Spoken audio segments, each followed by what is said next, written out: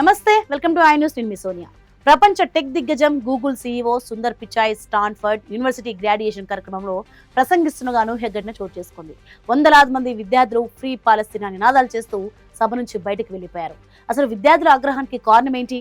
పిచాయ్ ఎలా స్పందించారు చూద్దాం. అమెరికాలోని ప్రముఖ స్టాన్ఫోర్డ్ యూనివర్సిటీ 135వ కాన్వొకేషన్ కార్యక్రమంలో Google alphabet CEO Sundar Pichai ముఖ్య అతిథిగా ప్రసంగించారు.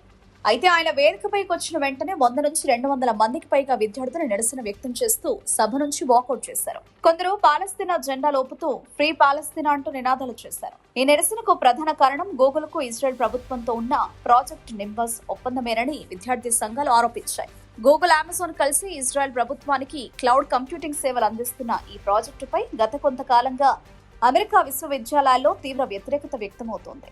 Students for justice in Palestine, no tech for apartheid వంటి సంస్థలు ముందుగానే ఈ నిరసనకు పిలుపునిచ్చాయి. గూగుల్ ఒప్పందాలు గాజా యుద్ధంలో ఇజ్రాయెల్ కు పరోక్షంగా మద్దతిస్తున్నాయని వారు ఆరోపించారు.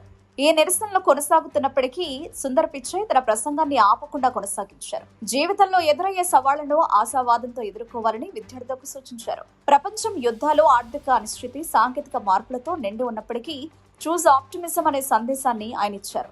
ఆసక్తికరంగా ఇటీవల విశ్వవిద్యాలయాల్లో ఏఐపై వ్యతిరేకత స్పందనలు రావడంతో ఈసారి పిచాయ్ తన ప్రసంగంలో కృత్రిమ మేధస్సు అంశాన్ని దాదాపు ప్రస్తావించలేదు. సిలికాన్ వ్యాలీ గుండెకాయగా పేరొందిన స్టాన్ఫోర్డ్ లో జరిగిన ఈ ఘటన గాజా యుద్ధం మరియు టెక్ కంపెనీల పాత్రపై ప్రపంచవ్యాప్తంగా కొనసాగుతున్న చర్చకు మరోసారి కేంద్ర బిందువుగా మారింది.